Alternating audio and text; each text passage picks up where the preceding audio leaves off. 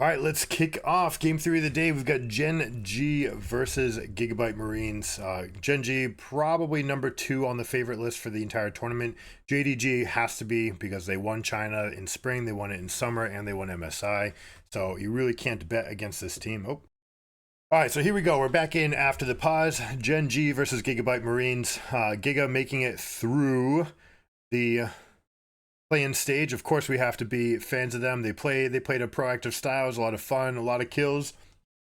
Also, they bear our name, so we have to be fans, of course. But GEN.G is probably the number 2 most favored team in this tournament. GEN.G just crushing in Korea.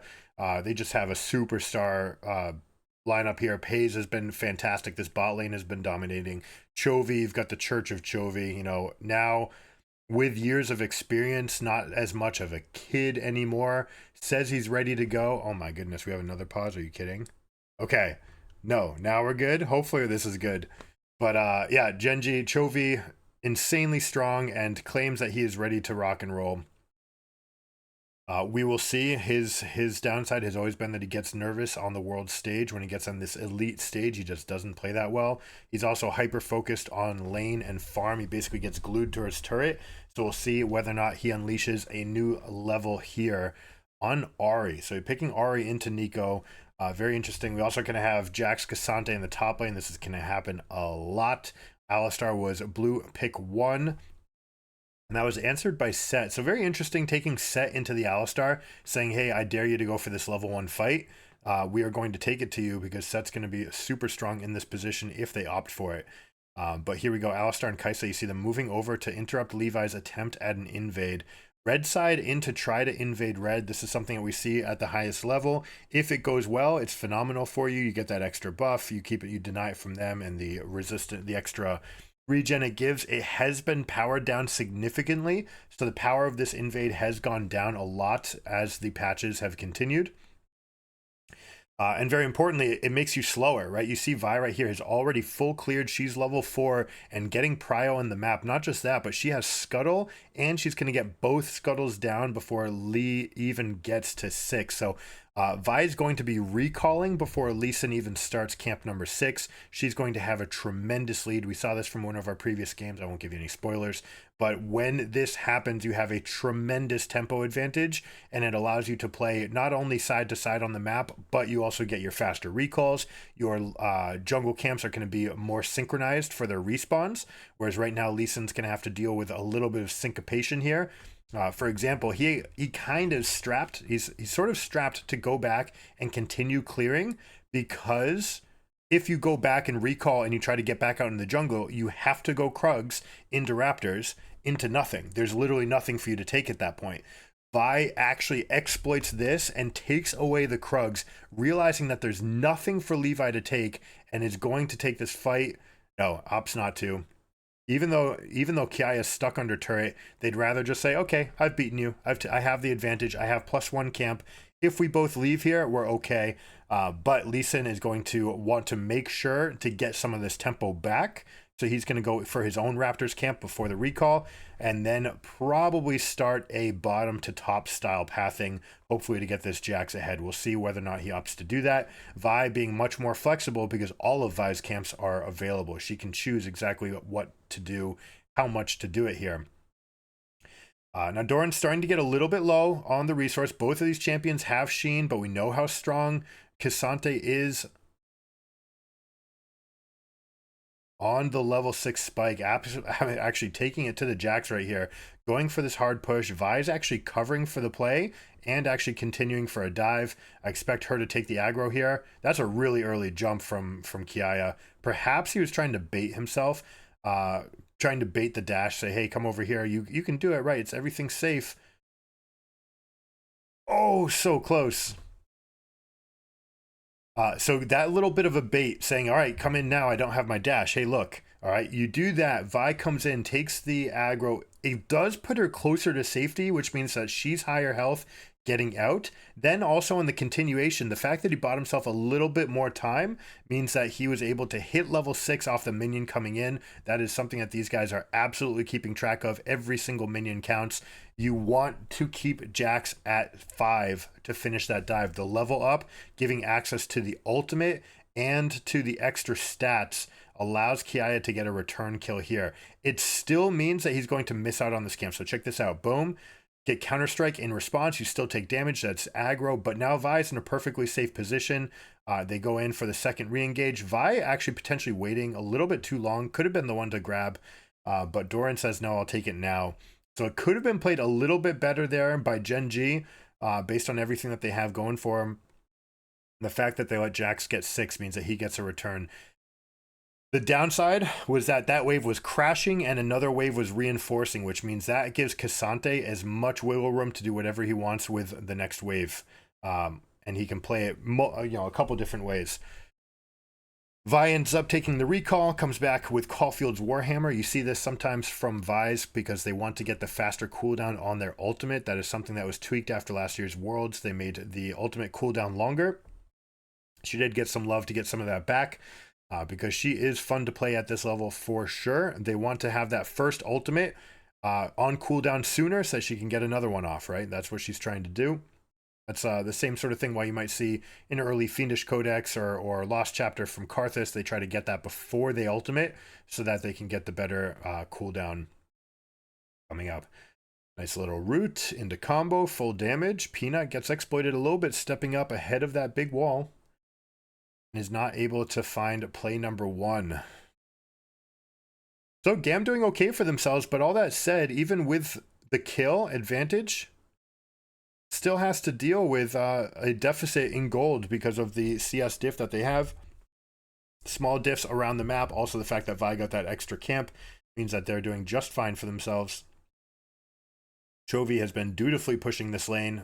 You see these mid laners using their teleport early and often to start games. I like what they're doing here with Katie. Holding on to the Xayah form just to create a little bit of doubt. Is this actually Xayah? Is it at Nico? They assume it's Nico, right? They have to, but just get that little moment. You get people thinking just a little bit on edge. You might be able to create some windows for yourself. Chovy, though, punishing Levi here. They end up getting 2 kills for themselves. Definitely worth for the price of the Herald. Also, we've mentioned this before. I really call it a miss. It is a blunder when Lee Sin picks up the Herald. He is so much weaker when he doesn't have his ward hop available to him. So I'd much rather see that gold go onto one of the carries. I understand the argument for wanting to get an early mythic on your Lee Sin, but he's going to be effective without it, okay? And he is less effective without having ward hop. So there's a big difference on what this champion is capable of and whether or not you'll even find the right window to get the eye. So that's something I'd like to see these teams change now that Lee Sin's back in the meta. But just in general, you'd like, in order, your marksman, then your mage to get the Herald. Those are the champions you want gold on. All right, more than anybody else, those are the two. They scale the best with that gold into going into the end game. So as a rule of thumb, that's what you want to get your gold focused onto. Now, the fact that they got multiple kills, they're going to try to play as aggressively as possible. Gen.G will, all right? They've got item advantages in their inventory versus the Herald, which is actually mitigating Lee's strength. So in reality, this 1K gold lead is more like 2K because of what it takes away from Lee Sin and what he's able to do. They're able to press up. You're going to see Peanut play super proactively. What you don't want to do is allow the enemy team to manifest the Herald and turn it into more gold. If they get to shop post Herald, post plates, all of that, then you're going to have different issues. They're going to get that gold parity back, right? At least to the tune of 350 gold for the plates, probably more like 525, depending how they use it. Of course, it can be much higher than that if you're able to get a dive plus all the plates. You can get a tremendous gold lead off of that, but that doesn't happen in pro. The teams make sure of that. They play defensively in response to the eye. They shadow all of the plays. Little spectator bug right there. They actually allowed Xayah to be, 2 Xayahs to be on the mini map. We want to know who it is. Sante going for an early on trade, not quite far enough. You see the nerf in the range to the all out. Actually, no, that's live, right? 1320 is where that comes in. But he still comes up. A little bit of a chunk gets there. The threat is certainly there. He's also going to be able to push this wave very, very quickly in his all out form. So he's able to take this. Is he willing to fight against Lee Sin? He shouldn't be. This should be a 1-for-1, or not a 1-for-1. This should be a 0-for-1. Well played by Levi to be there in position in time. You can tell Cassante was trying to get him to that wall, couldn't quite get it. Should have played with a little bit more respect. Could have taken that HP lead and turned it into a freeze. Instead, tried to push a little bit harder. Ends up hanging himself out to dry versus this Lee Sin. Now, this is normally a window where you'd want that, right? Jax is about to recall. Jax just put pressure on the turret. You'd like to get Herald dropped right there. Boom, get in, get out, move together, move as one. Instead, you get this syncopation where Lee Sin doesn't drop Herald. Instead, he's backing. Now he has to drop it bottom. All right, so you see him going straight down to bot because he wants to get Herald online right away. And Kiaya ends up dying for it. All right, so yes, he's got teleport, but that is a tremendous loss that you've just cost yourself by going in that pattern. Alistar back-to-back plays, chain CC into the charm. Beautifully done. Nice little answer here from Caddy, trying to stop the Vi dodge, but Alistar just holds onto the aggro and picks that up using, what is it called, Indomitable Will, using his ultimate to tank the turret. Alistar, if you didn't check out our meta list, Alistar is on the S tier for supports. All right, we have Alistar, Ashe, Ivern, Rumble, I believe, are the champions up there, maybe even Talia. These are the champions that are above everybody. I prefer to see Talia over Orianna because of all the playmaking that can be done, plus the counterplay into dashes. But Alistar, you're going to see this time and time again, all tournament long. I expect Alistar, I think, was it Alistar or Ashe that we put as our winningest champion, percentage-wise? Which champion will have the highest winning percentage at Worlds? I think it's going to be Ashe or Alistar, preferably together. If you get both of them, though, then something's happened wrong. They had the option of doing it this game. They did get Alistar on Blue 1, which was responded to with, what was it, Nico Lee Sin?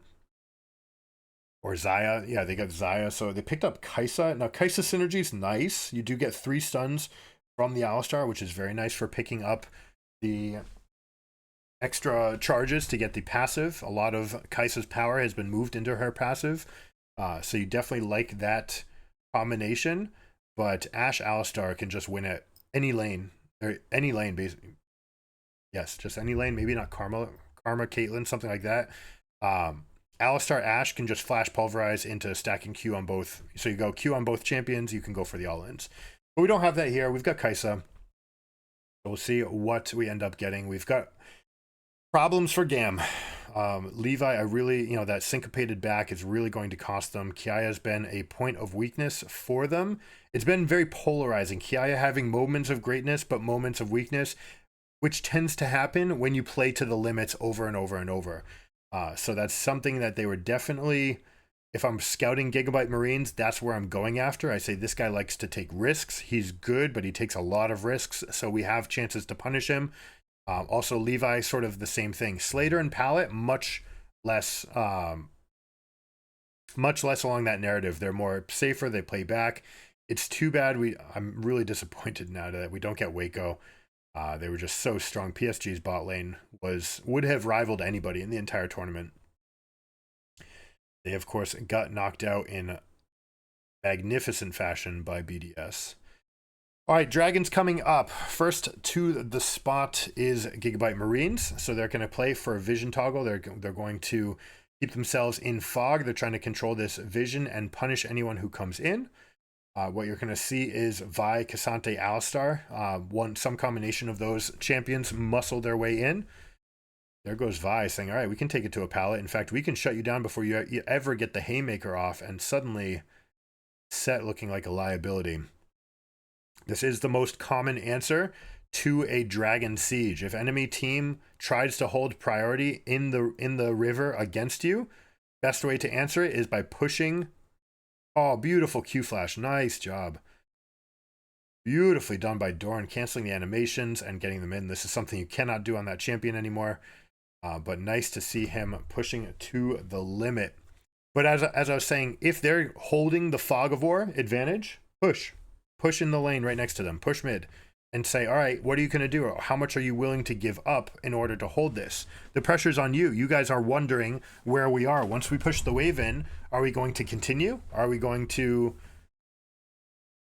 Or are we going to come contest you? So you're going to commit some amount of resources to holding. You flash, so nice. Just so good. Q flash into all out. So Gen.G having their cake and eating it too. Up almost, over 4K right now. They're going to put this lead into their wallets. So take note, Korea probably better than any other region about this systematic approach of turning a gold lead and snowballing it into more. You got grabbing more resources. The resources on the map are finite, okay? And that's what you have to use to your advantage. Since they're finite and you are stronger than them, you want to contest them for everything. And by contesting them for everything, when you're stronger, they have to back off, and then you get to collect. And by taking that finite resource and saying, instead of going 50-50, now we're going to go 70-30, you get to expand and expand and expand on your gold lead. What you're trying to do if you're Gigabyte Marines is try to hold this for as long as possible. You don't want to give up resources. Play for a quadrant at least for your own strength, all right? That means walling off one part of the map and saying this is where we're going to try to focus. If you try to get any further in this direction, then we will try to punish you. Normally you're going to do that in response to whatever objective is going. You say, all right, we'll take control of the other side and make it as long and hard and arduous as possible for them to try to fight to take that back. Now Gen.G saying, all right, you've opted to try to fight for this eastern quadrant. We're going to take it to you. Hard engage from everybody. We've got multiple sources of engage. Ari coming in. Vi can do it. Alistar can do it. Kaisa can join into any fight. Kaisa ends up dying for it, but they get 4 kills. Well worth it. That means they're going to get the entire quadrant. They're going to get all the waves. They're going to get all the camps. They're going to be on a really nice spot coming out of this. So for example, right, you see all this vision right here?